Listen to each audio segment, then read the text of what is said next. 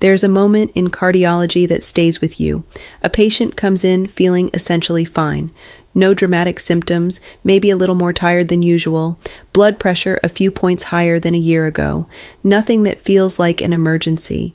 And then you look at their imaging, and what you see inside those arteries tells a completely different story than what they're feeling on the outside.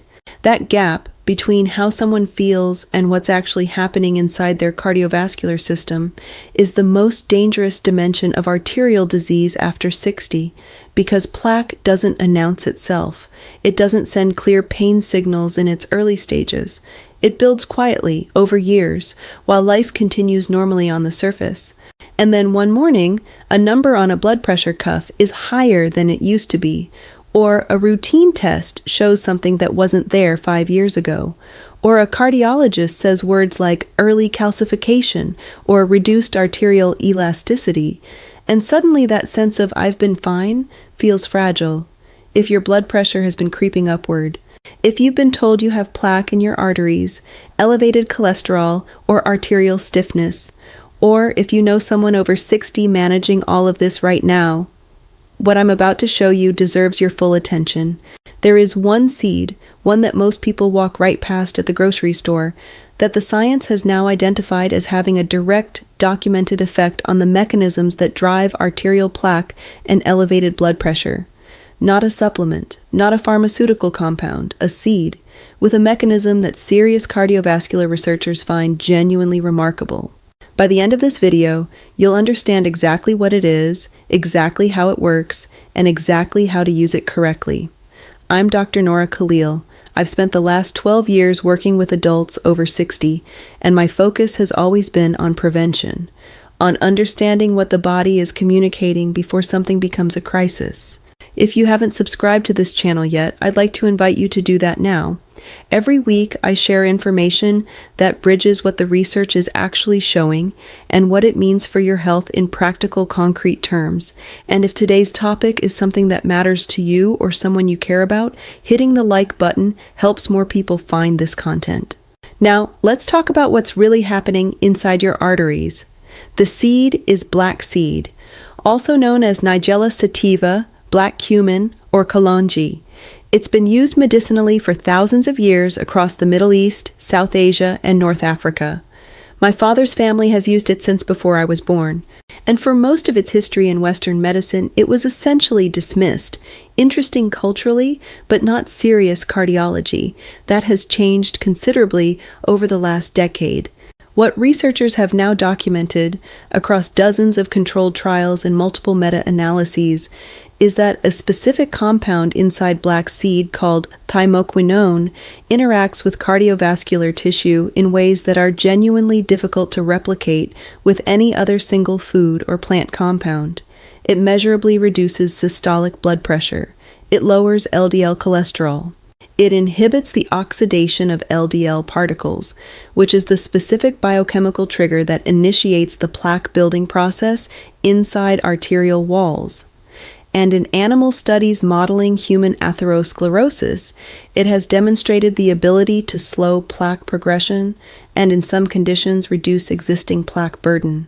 But to understand why that matters as deeply as it does, especially after 60, you need to understand what's actually happening inside your arteries right now. Most people, when they think about plaque in the arteries, picture something like buildup inside a pipe, grease accumulating until flow is reduced.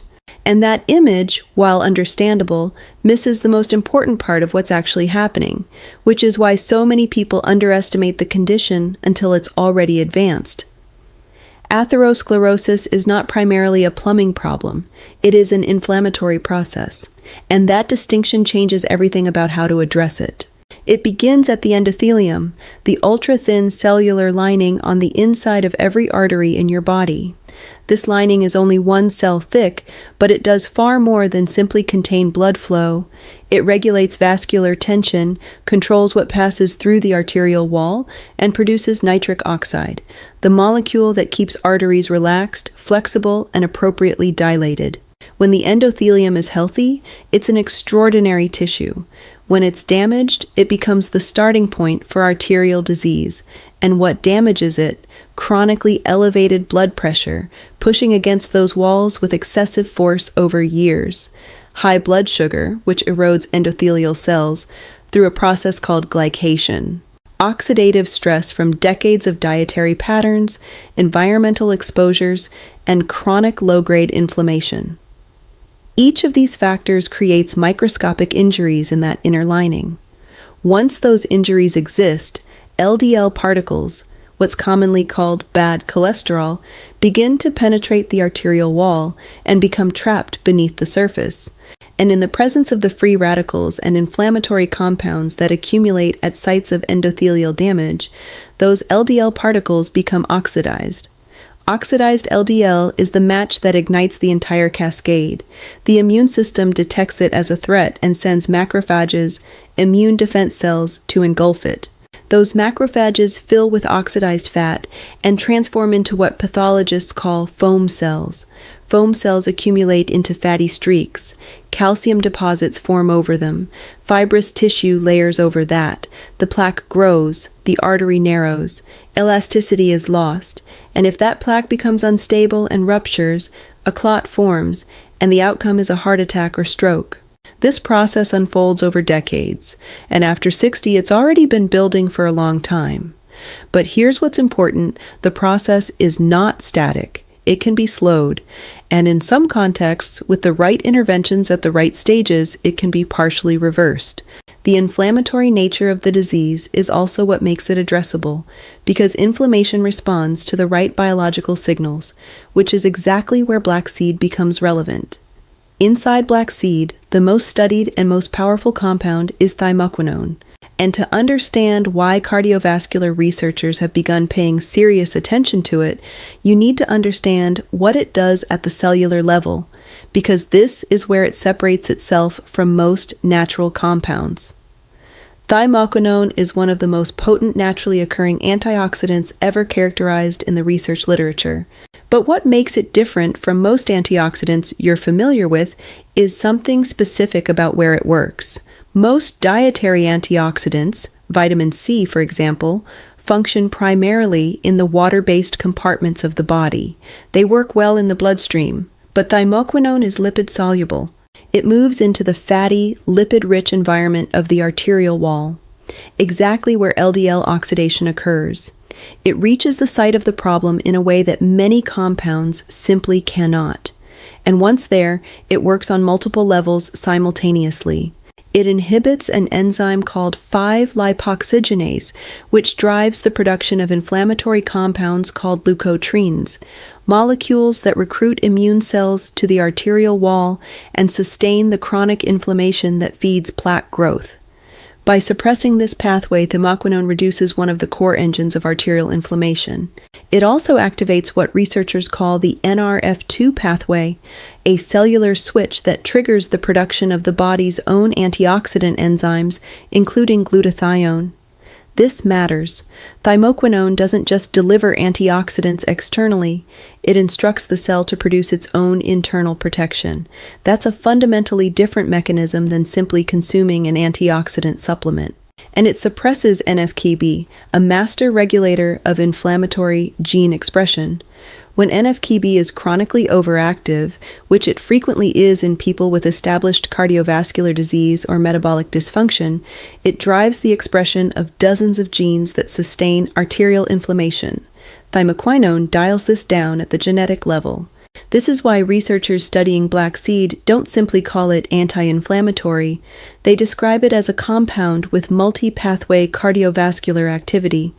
It's not acting on one mechanism, it's intervening at several simultaneously.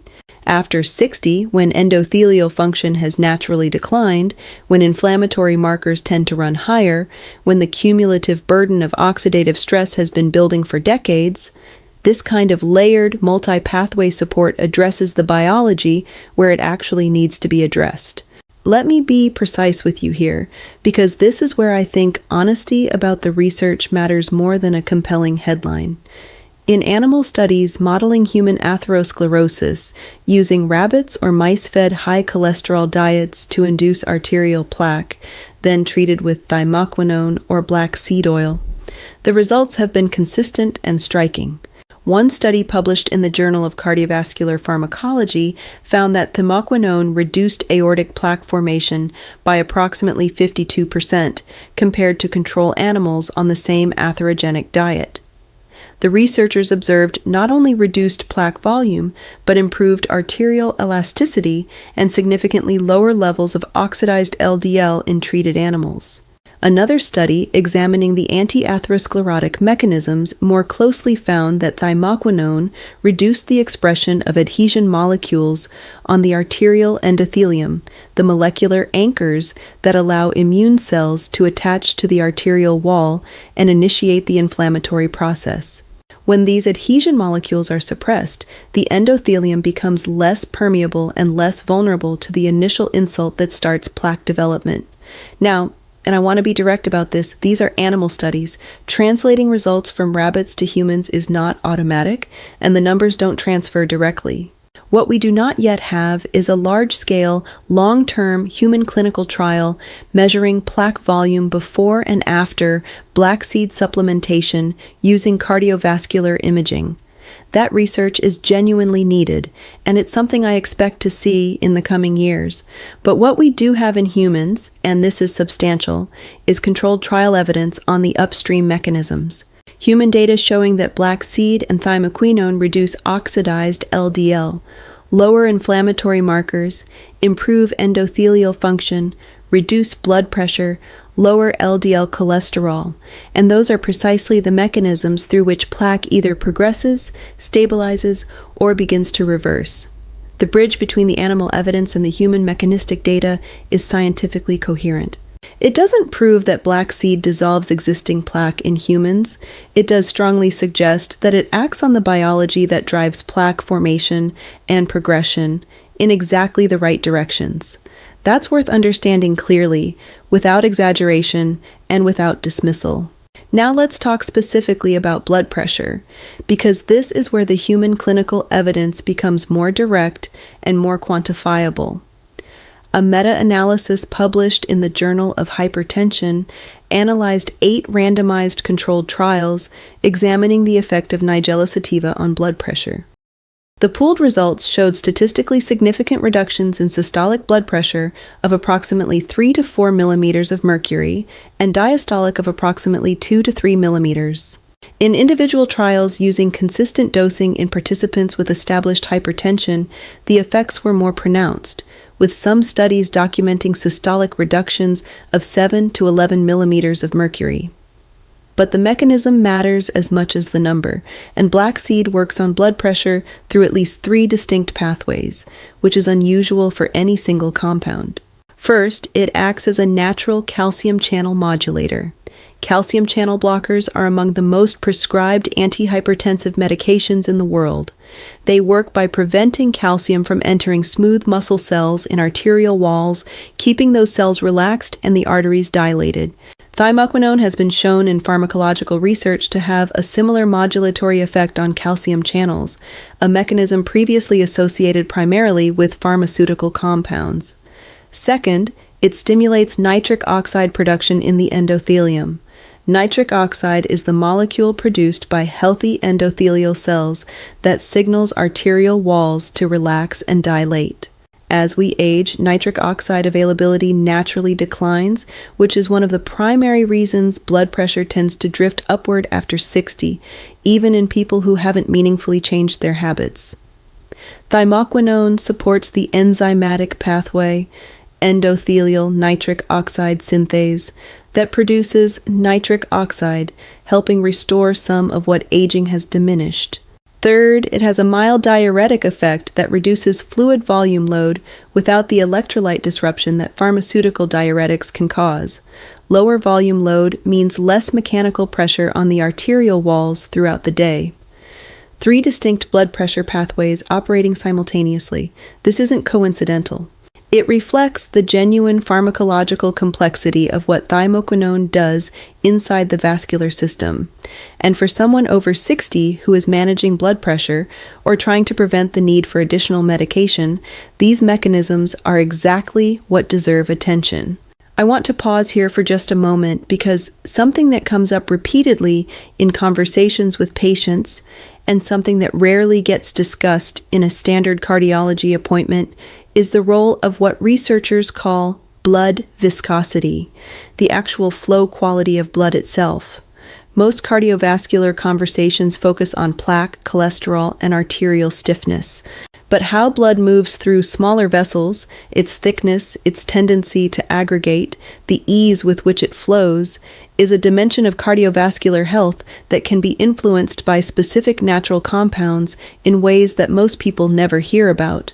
I've come across some genuinely interesting research around a particular combination of natural compounds that targets this flow mechanism, addressing something that standard lipid panels don't even measure. It's not something most physicians have time to discuss, but it's worth knowing about. I've put a link in the description below and in the first pinned comment if you want to explore that further, especially if you're managing blood pressure alongside other cardiovascular concerns. Now, back to black seed, because there's another layer to this picture that most people overlook. Separate from blood pressure, black seed has a well-documented effect on lipid profiles, and specifically on the aspects of cholesterol that matter most for arterial health. Multiple randomized controlled trials have shown that consistent use of Nigella sativa or black seed oil reduces total cholesterol and LDL cholesterol while simultaneously increasing HDL, the protective form. A meta-analysis published in the Journal of Functional Foods analyzing 17 trials found average reductions in LDL of approximately 7 to 12% and average increases in HDL of approximately 2 to 4% with supplementation. But here's the layer that doesn't receive enough attention, and this is where the story about cholesterol and heart disease often gets incomplete. Total LDL is not the only variable that matters. The research is increasingly clear that oxidized LDL, the specific form that triggers the inflammatory cascade inside arterial walls, is a more reliable predictor of cardiovascular events than total LDL alone. You can have a relatively normal total LDL and still have elevated oxidized LDL if your antioxidant defenses are depleted and inflammatory burden is high. This is especially relevant after 60. Oxidative stress accumulates with age. The body's endogenous antioxidant systems, including glutathione, naturally decline. So the LDL particles circulating in an older adult's bloodstream are significantly more vulnerable to oxidation than those of someone 20 years younger, even at the exact same cholesterol level. Thymoquinone addresses this directly. By suppressing the free radical activity that oxidizes LDL, particularly within arterial tissue where that oxidation does the most damage, it protects those particles before they can trigger the inflammatory cascade. Less oxidized LDL means less macrophage activation. Less macrophage activation means fewer foam cells. Fewer foam cells means slower plaque development. This is why researchers describe black seed as operating at the upstream level of cardiovascular disease, not simply managing downstream symptoms of an ongoing process, but interrupting that process at its earliest biochemical stage. Combined with its blood pressure effects, its endothelial protection, and its direct anti-inflammatory action, the cardiovascular profile of this seed is significantly more comprehensive than its profile in popular health conversations would suggest. I want to tell you about a patient I'll call Margaret. She was 67 when she came to see me. She had been on 2 antihypertensive medications for several years, and despite that, her blood pressure was consistently averaging around 148/92. Her LDL was 136. Her high-sensitivity CRP, a marker of systemic inflammation closely linked to cardiovascular risk, was at 3.8 milligrams per liter, which puts cardiovascular risk in a range that deserves attention. She wasn't dramatically sick. She was a woman who exercised moderately, ate reasonably well, didn't smoke, hadn't for 2 decades, and yet her numbers kept drifting in the wrong direction year over year. Her cardiologist was beginning to discuss a 3rd medication. Margaret came to me asking what else she could do. She was clear, not instead of her medications, alongside them. We talked at length about her diet, her sleep patterns, her chronic stress load, and then I mentioned black seed. I explained the mechanisms carefully. I told her exactly what the research showed and what it didn't. I suggested she try a half teaspoon of cold-pressed black seed oil per day, mixed into raw honey, increasing to a full teaspoon after 2 weeks. She came back 12 weeks later. Her blood pressure was averaging 134/84. Her LDL had dropped to 119. Her CRP had fallen to 2.0. She looked at the numbers on the screen, then at me, and said, "Is this because of that small bottle you told me about?" I told her it was likely part of it, that sleep, consistency, and a few other small changes she'd made all contributed. But the timing and the magnitude of the change aligned closely with what the controlled trials predict for black seeds' cardiovascular effects over that time window. What stayed with me wasn't just the numbers. It was what Margaret said as she was leaving. She said, "I feel like my body is moving in the right direction again. I don't feel like I'm just managing decline." That's what this is actually about, not just the numbers on a lab printout. That sense, after years of watching numbers creep the wrong way, that there's still something meaningful you can do, that the trajectory isn't completely fixed. Practical use matters enormously here because the form you choose and the way you store and consume black seed determines whether you experience benefit or spend months consuming something that delivers very little. The first question is form. Black seed is available as whole seeds, ground powder, and cold-pressed oil, and each has a meaningfully different profile. Whole seeds, used in cooking, sprinkled on bread, folded into dough, added to savory dishes, provide nutritional value and are a reasonable dietary addition. But the bioavailability of thymoquinone from whole seeds is limited. The outer hull restricts absorption, and most of what you consume passes through without releasing the compounds that matter. Ground powder is more bioavailable, the same principle that makes ground flaxseed significantly more effective than whole flaxseed. Half a teaspoon to a teaspoon of ground black seed per day, mixed into yogurt, warm water, or a smoothie, is a reasonable starting approach. But the form most consistently used in the clinical trials showing meaningful cardiovascular effects is cold-pressed black seed oil. The thymoquinone concentration is higher, and the lipid-based delivery means it's absorbed more efficiently, particularly when consumed with a small amount of dietary fat. The dose used most consistently in research showing blood pressure and cholesterol benefit is between 1 and 3 grams of black seed oil per day, roughly half a teaspoon to a teaspoon. Some trials examining lipid effects used up to 5 milliliters, just over a teaspoon per day. Start with half a teaspoon. Give your system 1 to 2 weeks to adjust before increasing. Black seed oil has a warming, pungent quality that some people find intense at the outset. Mixing it into a tablespoon of raw honey is one of the most effective ways to make it palatable and does not reduce its biological activity. Never cook with the oil at high heat. Thymoquinone is heat sensitive. Black seed oil used for high temperature cooking loses most of what makes it therapeutically relevant. Use it raw, taken directly, stirred into something cool or warm but not hot, or drizzled over food after cooking. Cold pressed is not optional. Chemically extracted or heat processed black seed oil contains dramatically lower thymoquinone levels. Look for products that specify cold pressed and that list thymoquinone content on the label, ideally above 0.5% by weight. And this is the point that patients ask about most frequently. How long before you see results? The honest answer is weeks to months, not days. The meta-analyses showing blood pressure effects consistently used supplementation periods of 8 to 12 weeks minimum. Lipid changes often become measurable at 8 weeks and more pronounced at 12 to 16. The biology requires time to respond, not because the compound is slow, but because the processes it influences, inflammation, endothelial function, lipid oxidation, operate on biological timescales. Consistency is everything. The patients who saw meaningful results in the research were those who consumed it daily without large gaps over the full study period. Consuming it for 2 weeks and then stopping, then resuming, does not replicate the conditions under which those results were observed. This is the section that matters most if you're already managing cardiovascular conditions with medication. And I want to be direct and thorough here. If you take warfarin or any anticoagulant, black seed oil has documented mild antiplatelet properties. Alone, this is beneficial. It slightly reduces the tendency of blood to form clots, which supports vascular health. But combined with anticoagulant medications, it can potentiate the blood thinning effect. This is not a reason to avoid black seed if you're on warfarin.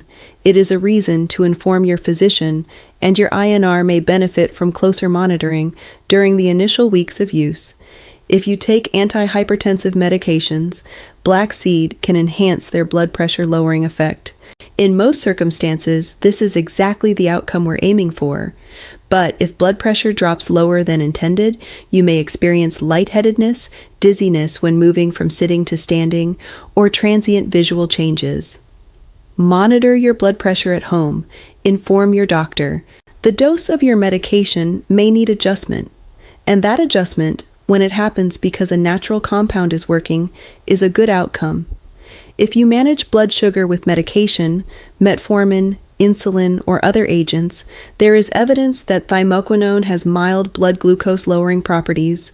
The combination deserves monitoring and your physician's awareness, particularly if you're prone to hypoglycemia.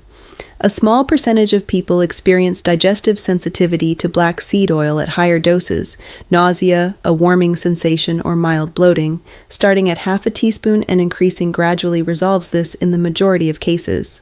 And on storage, black seed oil should be kept in a dark glass bottle, away from heat and direct light. Thymoquinone is sensitive to oxidation. A bottle sitting open on a warm, bright countertop loses potency relatively quickly. Refrigerate after opening, and use within 3 to 4 months of opening. The conversation to have with your doctor is simple. Tell them you're considering adding black seed oil to your daily routine. Bring the product if it helps. Mention the research on blood pressure and LDL. Most physicians who are familiar with the literature will have a constructive response. Those who aren't may be skeptical, and in that case it's worth sharing the peer-reviewed data. This is not alternative medicine. This is a compound with a published mechanism and documented clinical trial results. Your medical care and a natural compound that supports your cardiovascular biology are not in opposition. They are most effective when they're working together transparently. I want to close with something I think matters beyond the specifics of any single seed or compound. There is a tendency, understandable given how cardiovascular disease is often discussed, to see plaque and blood pressure after 60 as things that simply happen, as part of the fixed landscape of aging, as processes that began decades ago and are now beyond meaningful influence.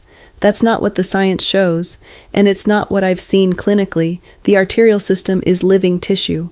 It responds not perfectly, not always dramatically, but genuinely to the signals it receives from the food you eat, from the inflammatory load your body carries, from the compounds that reach arterial tissue consistently over time.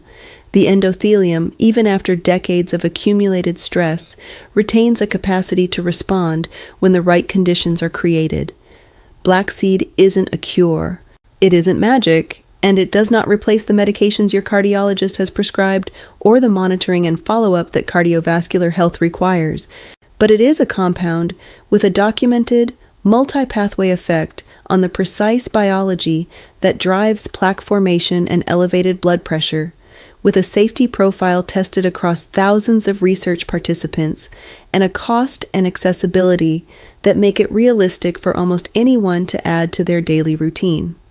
What I hope you carry from this video is not just information about a seed.